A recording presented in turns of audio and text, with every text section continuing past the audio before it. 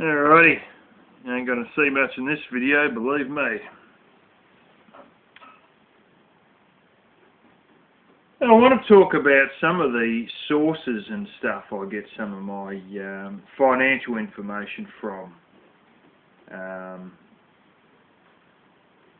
In many respects, it's a summary, a roundup of the talk that's happening in the financial world.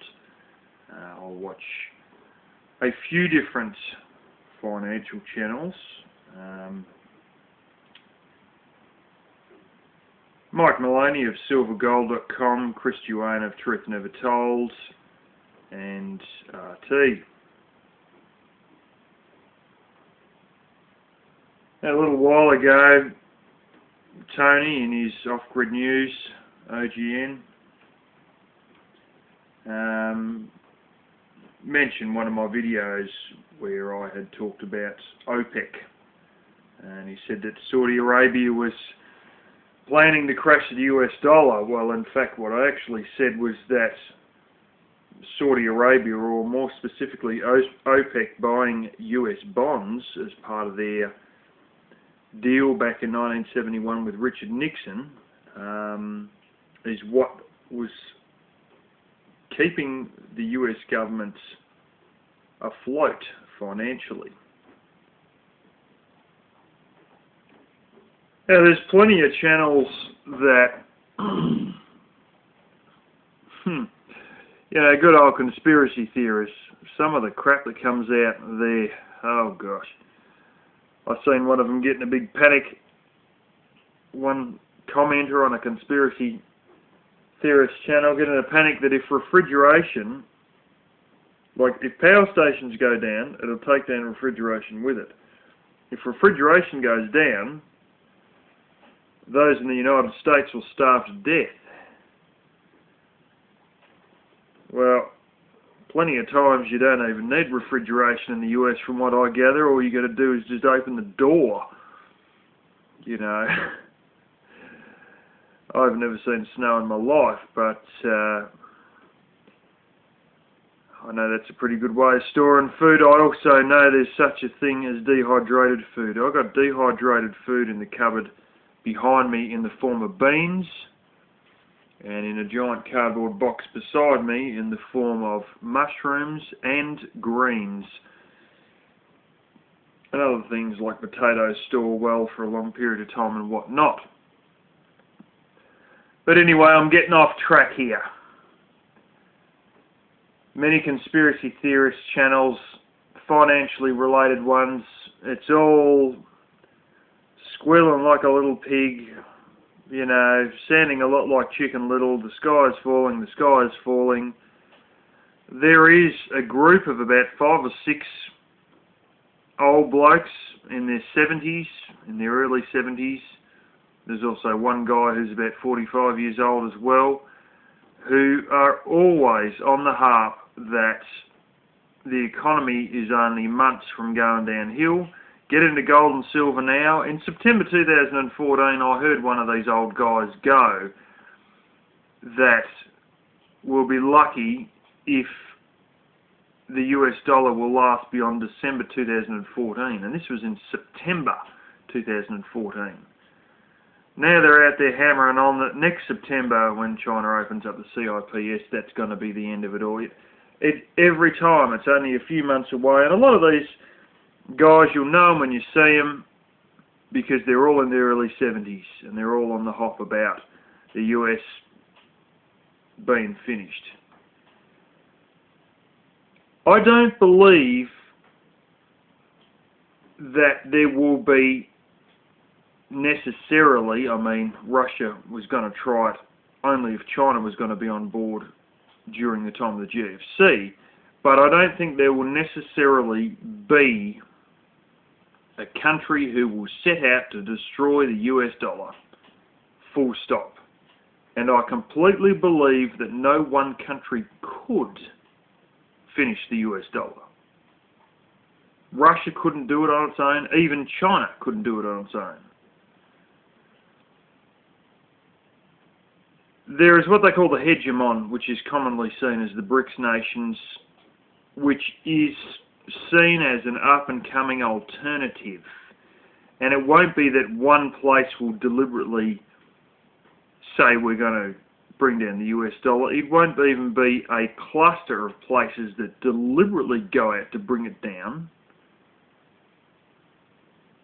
It will be that there's a viable alternative and they will just move to the alternative. It's a bit like petrol. If it went absolutely astronomically priced and diesel went astronomically priced, people, as they have here, and I'm one of them, will move to propane-powered cars. In New Zealand, they've got natural gas-powered vehicles. In Russia, they had both, but it seems a lot of cars now run on propane in Russia, and it's only pretty much the city buses that still use natural gas. But this is the thing, you know, if there's a good alternative, a better alternative, people are likely to, the financial world is likely to move to that. Chris Duane of Truth Never Told believes that the elite will simply overplay their hand and push things too hard, and, you know, the inflation will spiral out of control and it'll be game over. Let's face it. What have they been doing since the GFC? Well, everything's been inflate. Nothing's got better. Mike Maloney of silvergold.com, I usually watch his YouTube channel, said that this whole idea of flooding the place with excess currency was tried in the time of the Depression, and it brought the whole world down with it. And, you know, putting heaps of currency out there is not a solution, because it wasn't a solution in the Depression, even though they tried it and failed back then. Let's face it, Japan has been doing it, some people claim, for 20 years now. Japan has been inflating its currency. It's been going at it real hard the last few years to levels that you could barely believe. The only person in more debt problems than the US is, in fact, Japan. Well, the US has something like 1.5-fold its GDP in debt. Japan has double its GDP in debt. And the fact of the matter is, they've been trying to print currency for a long time in order to lower the value of their currency, to make their products seem more interesting, well, you know, cheaper to everybody else than Chinese products and stuff like that. It hasn't worked. And by some reports, as I said before, they've been doing this for nearly 20 years and it hasn't worked.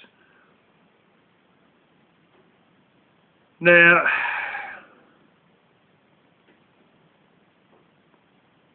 you can look at a lot of the stuff.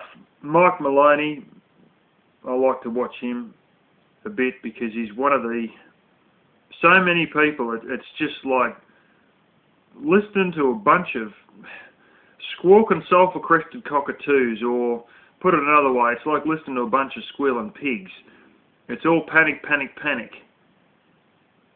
I like Mike Maloney because he can sit there and show exact graphs, give exact dates and monetary amounts, and show the charts of where things are headed and where they're going and whatnot, and where they've seen very similar cycles, and use exceedingly simple explanations of complicated cycles. And he just sits there, and instead of yelling the sky's falling Chicken Little style, he's just talking away like he's having a chat with you over coffee. He's as calm as a bloomin', cool as a cucumber. And, you know, and it's easy to understand it, and, well, a lot of his stuff, he's got all the sources all there. Yeah.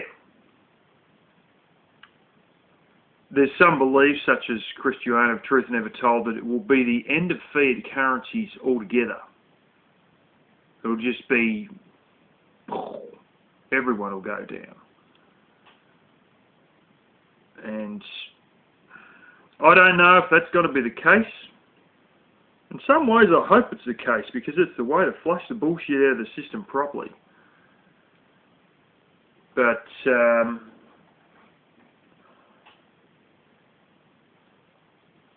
I don't know if it will. I mean, the fact of the matter is, there's got to be enough people understand how full of shit the system is.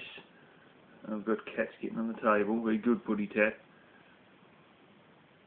There's got to be enough people understand how full of shit the system is before there's a full realisation by the man on the street. And if there's a realisation by the man on the street how full of shit currency creation in itself is, just currency creation, then that may be game over for fiat currencies worldwide. The fact of the matter is, there's a lot of people who will live in denial no matter what. Which brings me back to Mike Maloney. He's got a series on the hidden secrets of money, and I think it's the second episode, which is basically, it's the one that has "Thank you for 2 million plus views" as the thumbnail, and it goes on. Bloody hell! Yeah. And cat's going stupid. And when you watch that second episode, he explains it all very well with graphics, and he also, a hell of a lot of green screen, and he also gives all the sources and the references to all this stuff. Most of it being pamphlets and booklets from the Federal Reserve, which is not exactly a raving conspiracy theorist, you know. That's his sources, the Federal Reserve itself. The fact of the matter is, fractional reserve banking is bullshit, to put it lightly. It's a real thing, and it's what makes the whole system such a joke. You know, I had a relative the other day, I mentioned, have a go at me about this house and all that, and you know, he's going like hell, trying to chase as much money as he can and whatnot, and you know, good luck to him and what he does and what he wants to do. But let me tell you, once you understand fractional reserve banking, money itself becomes a bloody big joke. A lot of people think that the Federal Reserve is where the money comes from, or the government, or the Treasury. They do bada bing, you know, and a hell of a lot of them will tell you the Federal Reserve. And that's true, the Federal Reserve does make some money. A few % worth. The vast majority of money comes from fractional reserve banking. You may have heard that your mortgage has its money that come from somebody who invested in the bank. Some old grandma, maybe a you know, retirement funds place or whatever. Private investors, you know, who have done well for themselves. The fact of the matter is, it is, in part, every dollar that an investor puts in a term deposit in a bank gets turned into $10. And if they don't have enough money there, they go to the Federal Reserve and get some more from them. And basically every dollar that goes in gets turned into 9 new dollars and the one existing dollar you had. They basically make $10 out of $1. And then loan that $10 out. How the bloody hell a bank can fail has got me stuffed. Let's put it like this. Let's say theoretically you gave me $1,000. I then loaned out 10 grand to various other people, charged interest to each of those other people of, 5% or whatever. Not only did I pocket the interest,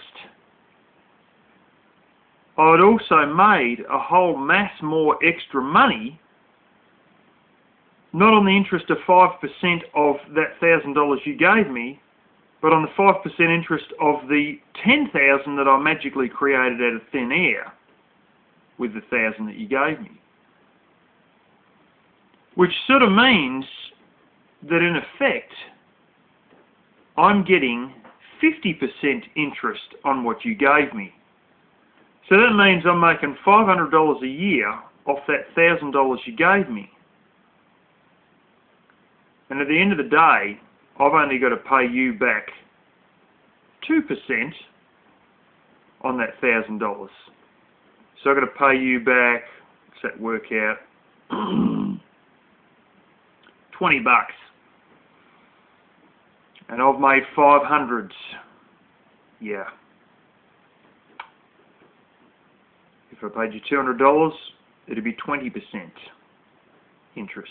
But it's only 2% interest because I can only give you that because I'm only making 5% interest on the money that you gave me. So I've got to keep the 3% for myself.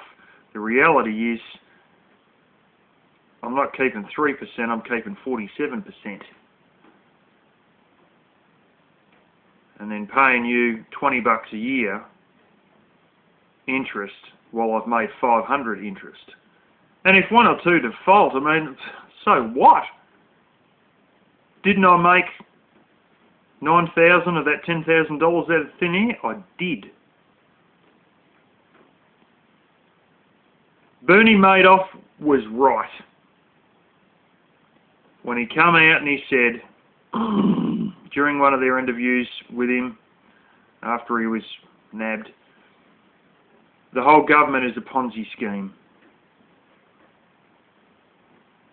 So many things in this economic system are based on a Ponzi scheme.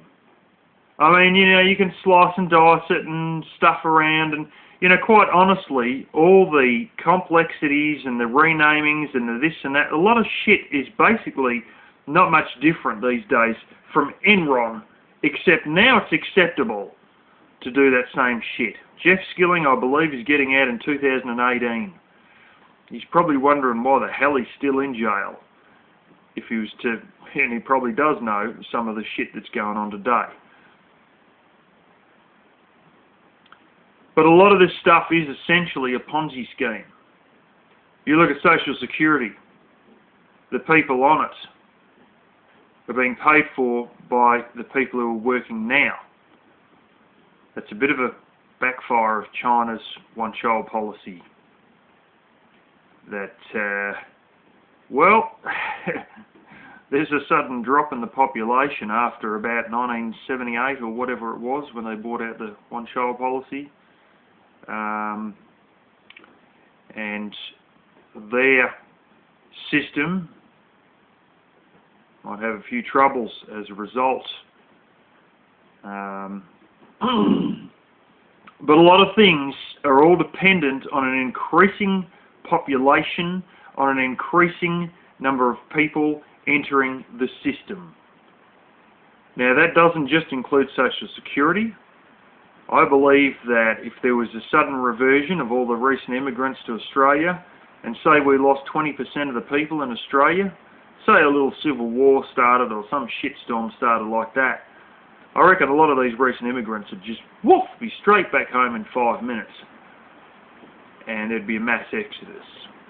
And we may very well lose 20% of our population. And in that, the house price in Australia would collapse.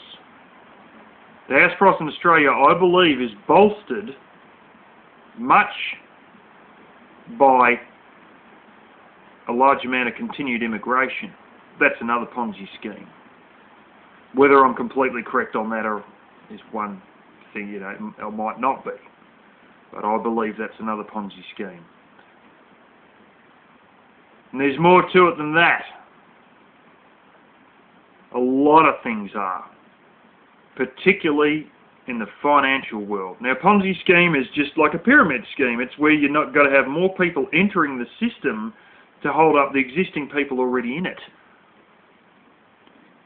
Money works the same way. The only way the supply of money increases is if the supply of debt, or the taking on of more debt, increases. And what they're relying on is the younger generation moving out of home and taking on a mortgage. And that, in a nutshell, is a lot of what they rely on to increase the money supply. When debt is created, more money is made. When debt is paid off, money is destroyed. That's the way Chris Duane puts it, of Truth Never Told.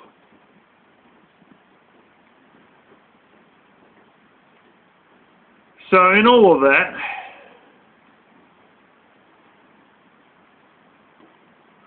a lot of people don't understand that and probably would be in denial if they did, but it makes money seem like a bloody big joke. Money is the benchmark for just about everything. At the end of the day, when they look at a mine and the production figures of what comes out, they're not even interested in the amount of tons of, iron ore that comes out or coal that comes out. They're not interested in the amount of ounces of gold they've bought out and refined. At the end of the day, the benchmark that it's all ran by is money. Is this making money? Is it not making money? But the scary thing is, money is, well, much the same as, I think Mike Maloney puts it, much the same as in every other commodity. There is a supply and demand mechanism in money. And, you can watch the currency markets go up and down, and there's supply and demand change in money. And, something like 86% of the currency markets going up and down is actually speculative buying. It's only 14% that is actual trade. But everything, money is used as a benchmark for everything. And sort of that's how it gains its quasi-godlike properties. But the worst thing of it all is we've used it and we continue to use it as a benchmark, yet it's so easily created out of bloody thin air. It's like trying to make piles of sand on the beach a benchmark. And you're checking out how many piles of sand there are, and what you don't know is there's another bloke a mile up the beach with a shovel making more piles. And there may be other people down the other end of the beach kicking the piles of sand back down again. And you're using piles of sand as a benchmark while they're secretly being created and destroyed and you don't even realise it. So it's not a very good benchmark. In all of that, though, I'd like Tony Mullins to come out with, he doesn't necessarily agree with everything I say. A lot of my stuff is basically, backed up by people who have spent quite a bit of time in finance and not conspiracy theorists and guys who can show graphs and whatnot for it. And, he doesn't necessarily agree with what I've got to say, but I would like to put it to him that I'd like to see his version of how he thinks things will go and whatnot. I do believe in great part that a lot of finance is deliberately complicated just to keep all the smart people on Wall Street believing their own bullshit, basically. Because when it's all stripped away, it's all very simple and it's all a bloody big joke. But the only way you can make these people on Wall Street and that believe in this stuff is to get what, and this has come from Vsauce. Where does money come from? The Tinkerbell effect. where we all believe in money only because the other guy does. And us all believing in it makes the belief real purely by the number of us, the large number of us believing in it. And I really think a lot of these complexities and all that are just there to keep the Wall Street guys believing their own bullshit, basically. Believing in the system. Because, you know, it's deliberately, oh no, but it's like this, they've always got an answer for it. But if you were to break it down to its bare bones, it's just a Ponzi scheme, it's just bullshit, and money comes out of thin air. And, you know, this is the thing. It's all a big joke.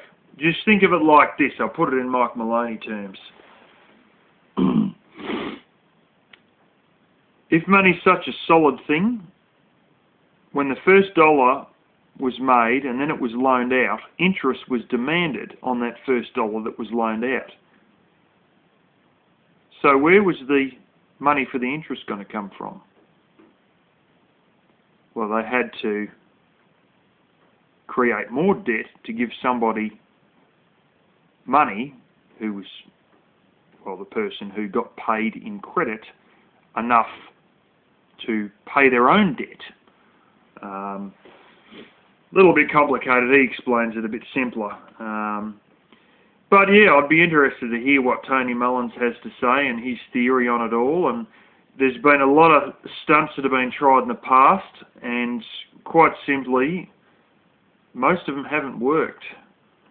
And quite simply, people such as George Soros and quite a number of these guys actually have made their fortunes off betting that the market is going to fail, off betting that things are going to turn to shit.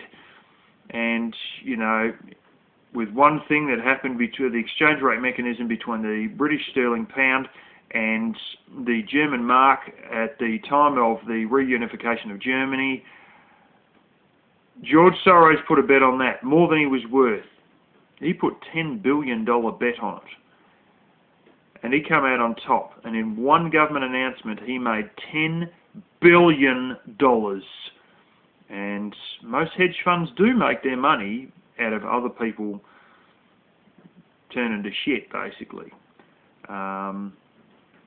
Betting on the market failing, not making it. And a lot of these tricks and things have happened in the past. I sort of have a bit of a belief in tariffs, because, I mean, you know, all those of you who believe in the free market, great, it's a great concept, I love it myself, but honestly, I've heard straight from the mouth of a Chinaman that people in China will work to be fed. These poor peasant farmers who have faced famine, who have faced drought after drought, will literally work just to be fed and housed, and that's it, not even to have money in their pocket. You don't even need to pay them, and they will work like that. That's straight from the mouth of a Chinaman. How can you compete against shit like that? You can't. But anyway, as I said, I'd like to see what Tony Mullins' version of it all is. It is a complicated thing, finance, because there's so many players in it, but some of that complication is deliberately there just to bluff everybody and bullshit people.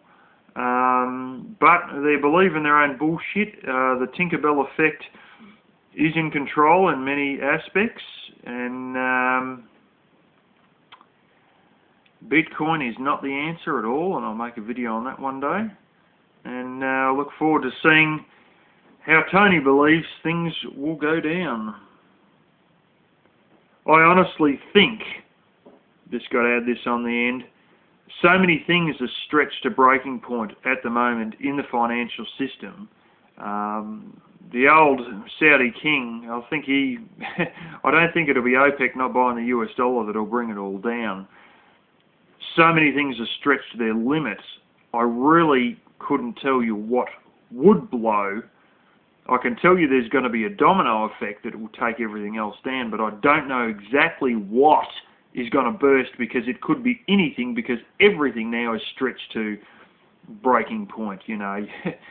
They're talking, they've well, they've announced a 1.1 trillion euro bailout, and while Yellen is trying to taper off the quantitative easing, there will be still an increase in supply and money, but it'll be in euros with the 1.1 trillion euro quantitative easing. But,